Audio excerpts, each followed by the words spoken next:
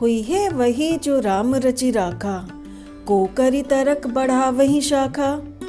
अर्थात प्रभु श्री राम विष्णु जी के ही अवतार हैं और उन्होंने जो रच रखा है, जो हमारे भाग्यफल के लिए निर्धारित कर रखा है, उसे कोई भी परिवर्तित नहीं कर सकता।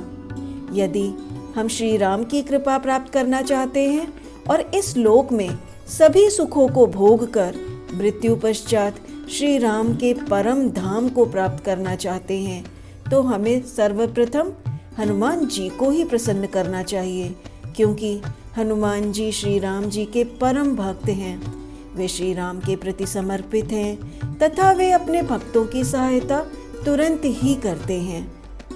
अंत काल रघुपतिपुर जाई, जहाँ जन्म हरि भक्ति कहाई। और देवता चित न धरई, हनुमत से सर्व सुख करई। नमस्कार, मैं प्रीति वाजपेयी मैजेस्टिक मॉन्यूमेंट की तरफ से आप सभी का हार्दिक अभिनंदन करती हूँ और आप सबको आज हनुमान जी के परम धाम हनुमान सेतु मंदिर लखनऊ की दिव्य यात्रा पर ले चलती हूँ। किंतु इस दिव्य यात्रा का प्रारंभ करने से पहले क्यों ना हम हनुमान जी के चरित्र के विषय में, उनके प्रसंगों के विषय में कुछ परिचर्चा कर लें। ऐसी मान्यता है कि हनुमान जी आज भी सशरीर इस पृथ्वी लोक पर उपस्थित हैं। वे आज भी धरती पर विचरण करते हैं। महावीर विक्रम बजरंगी के समक्ष किसी भी प्रकार की मायावी शक्ति ठहर नहीं सकती। महर्षि वाल्मीकि द्वारा रचित रामायण में हनुमान जी के संपूर्ण चरित्र का उल्लेख मिलता है। उसी में वर्णित एक अत्यंत रोचक प्रसंग के अनुसार लंका विजय कर अयोध्या लौटने के पश्चात जब श्री राम जी ने लंका युद्ध में सहायता देने वाले विभीषण, सुग्रीव, अंगद आदि को कृतज्ञता स्वरूप उपहार दिए एवं हनुमान जी से भी पूछा कि उन्हें उपहार स्वरूप क्या चाहिए, तो हनुमान जी श्री राम जी से याचना करते हैं और वे कहते हैं, यावद राम कथा वीर चरिष्यति महीतले, तावत शरीरे वस्तुयन्तु प्राणा मम न संशया। अर्थात हे वीर श्री राम, इस पृथ्वी पर जब तक राम कथा प्रचलित रहे तब तक निसंदेह मेरे प्राण इस शरीर में ही बसे रहें। इस पर श्री राम उन्हें आशीर्वाद देते हैं और कहते हैं, एवमेतत् कपि श्रेष्ठ भविता नात्र संशया, चरिष्यति कथा यावदेशा लोके च, मामिका तावत् ते भविता, कीर्ति शरीरे प्यवस्थिता, लोका ही यावस्थितास्यन्ति तावत् स्थास्यन्ति मे कथा। अर्थात हे कपिश्रेष्ठ, ऐसा ही होगा, इसमें कोई संदेह नहीं है। संसार में मेरी कथा जब तक प्रचलित रहेगी तब तक तुम्हारी कीर्ति भी अमिट रहेगी और तुम्हारे शरीर में प्राण भी रहेंगे। जब तक ये लोक बने रहेंगे तब तक मेरी कथाएं भी स्थिर रहेंगी। चारों युग प्रताप तुम्हारा, है प्रसिद्ध जगत उजियारा। संकट कटे मिटे सब पीरा, जो सुमिरे हनुमत बलबीरा। चारों युगों में हनुमान जी के ही प्रताप से संपूर्ण जगत में उजियारा है। हनुमान जी की शरण में जाने से ही सभी सुख सुविधाएं प्राप्त होती हैं। इसके साथ ही जब हनुमान जी हमारे रक्षक हैं तो हमें किसी भी विपत्ति से घबराने की कोई आवश्यकता नहीं है। हनुमान जी बहुत ही जल्द प्रसन्न होने वाले देवता हैं। उनकी कृपा आप पर निरंतर बनी रहे, इसके लिए यह आवश्यक है कि आप मन, वचन और कर्म से पवित्र रहें। यदि मनुष्य पूर्ण श्रद्धा और विश्वास से हनुमान जी का आश्रय ग्रहण कर ले तो फिर तुलसीदास जी की ही भांति उसे हनुमान जी और श्री राम जी के दर्शन होने में देर नहीं लगेगी। कलयुग में हनुमान जी ने अपने भक्तों को उनके होने का आभास कराया है। ये वचन हनुमान जी ने ही तुलसीदास जी से कहे थे। चित्रकूट के घाट पे भई संतन की भीड़, तुलसीदास चंदन घिसे तिलक देत रघुबीर। त्रेता युग में पवन पुत्र हनुमान जी ने केसरी नंदन के रूप में जन्म लिया था। हनुमान जी की माता का नाम अंजना है, जो अपने पूर्व जन्म में एक अप्सरा थी। हनुमान जी के पिता का नाम केसरी है, जो वानर जाति के थे। माता पिता के कारण ही हनुमान जी को आंजनेय और केसरी नंदन भी कहा जाता है। हनुमान जी गंधमादन पर्वत पर निवास करते हैं। ऐसा ही वर्णन श्रीमद् भागवत में भी आता है। उल्लेखनीय है कि अपने अज्ञातवास के समय हिमवंत पार करके पांडव गंधमादन पर्वत के पास पहुंचे थे। एक बार भीम सहस्त्रदल कमल लेने के लिए गंधमादन पर्वत के वन में पहुंच गए थे, जहां पर उन्होंने हनुमान जी को लेटे हुए देखा। तो उन्होंने हनुमान जी से कहा कि आप अपनी पूंछ को मार्ग से हटा लें। तो हनुमान जी कहते हैं कि तुम स्वयं ही हटा लो, लेकिन भीम अपनी पूरी ताकत लगाकर भी उनकी पूंछ नहीं हटा पाए। हनुमान जी को सिंदूर बहुत ही प्रिय है। इसके पीछे ये कारण बताया जाता है कि एक दिन भगवान हनुमान जी माता सीता के कक्ष में पहुंचे। उन्होंने देखा माता लाल रंग की कोई वस्तु मांग में सजा रही हैं। हनुमान जी ने जब माता से पूछा, तब माता ने बताया कि इसे लगाने से प्रभु राम की आयु बढ़ती है और प्रभु का स्नेह भी प्राप्त होता है।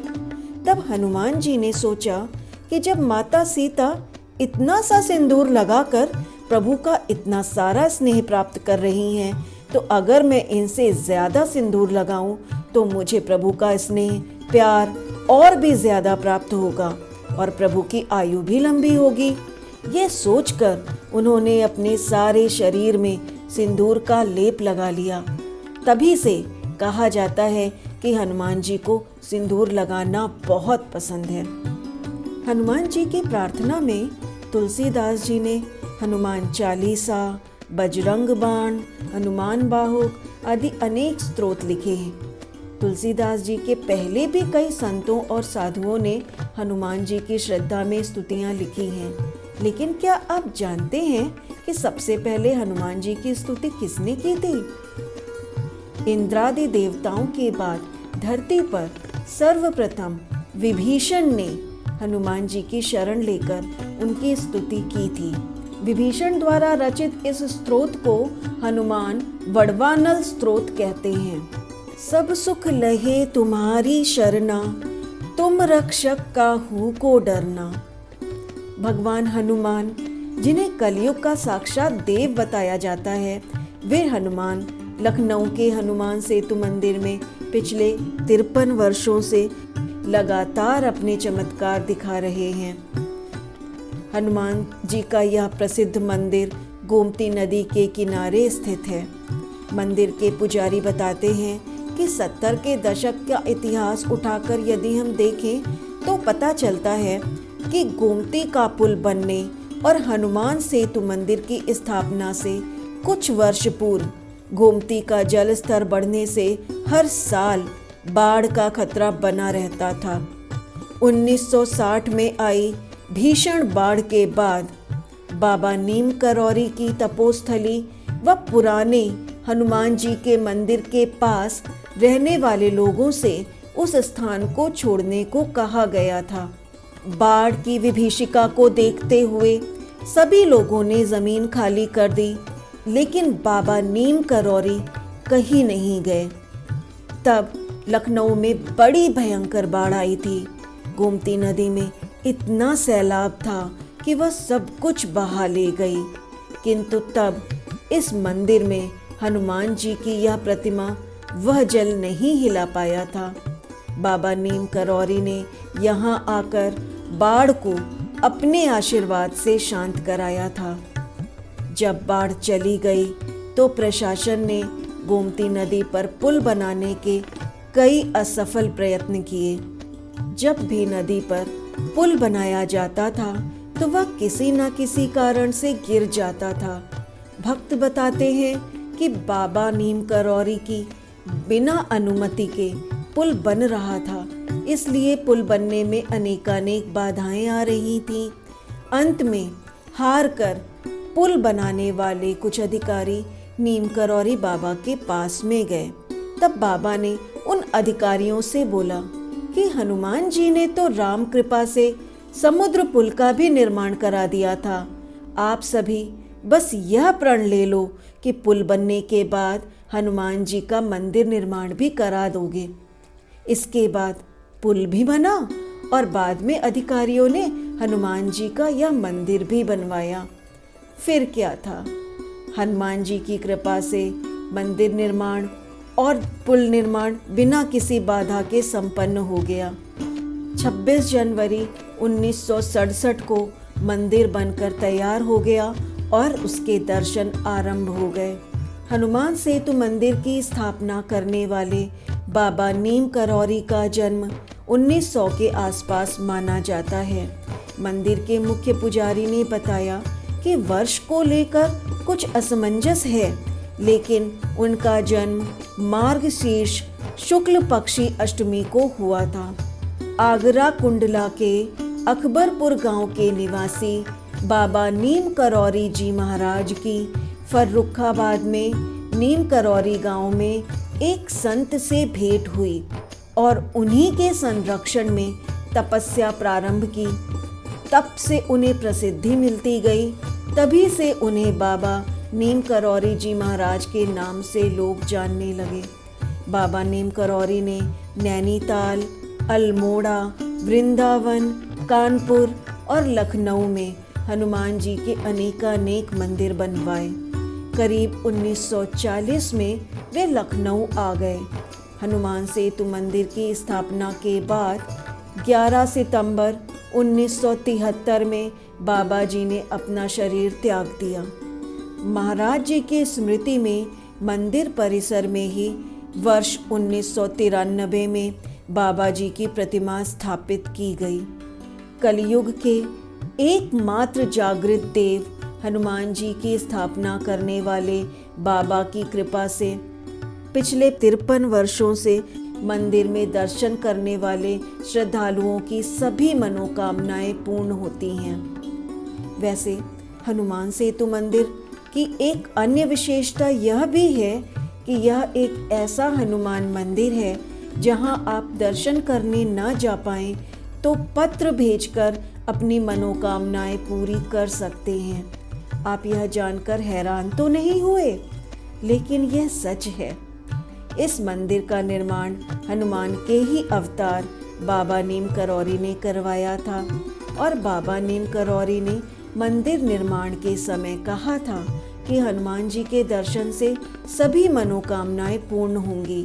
किंतु यदि कोई श्रद्धालु किसी कारणवश दर्शन के लिए नहीं आ पाता तो वह यदि सच्चे मन से बजरंगबली को पत्र भेजकर कामना करेगा तो उसकी सभी मनोकामनाएं पूर्ण हो जाएंगी। हनुमान सेतु मंदिर में बड़े मंगल पर हजारों पत्र आते हैं। भगवान हनुमान जी सभी अर्जियों को पढ़ते हैं और भक्तों की समस्याओं का निदान करते हैं। यही कारण है कि हनुमान सेतु मंदिर को अर्जी वाले हनुमान जी का मंदिर भी कहते हैं। यह हनुमान जी के उन चुनिंदा मंदिरों में से एक है जहां बाबा हनुमान भक्तों से इस प्रकार लिखित में उनकी समस्याओं को लेते हैं और उनका निदान भी करते हैं। हनुमान जी पिछले कुछ 53 वर्षों से यहाँ आने वाले हर भक्त की अभिलाषा पूर्ण कर रहे हैं। आशा है कि धर्म एवं संस्कृति के प्रत्येक पड़ाव पर आप हमारे सहयात्री रहेंगे। नमस्कार।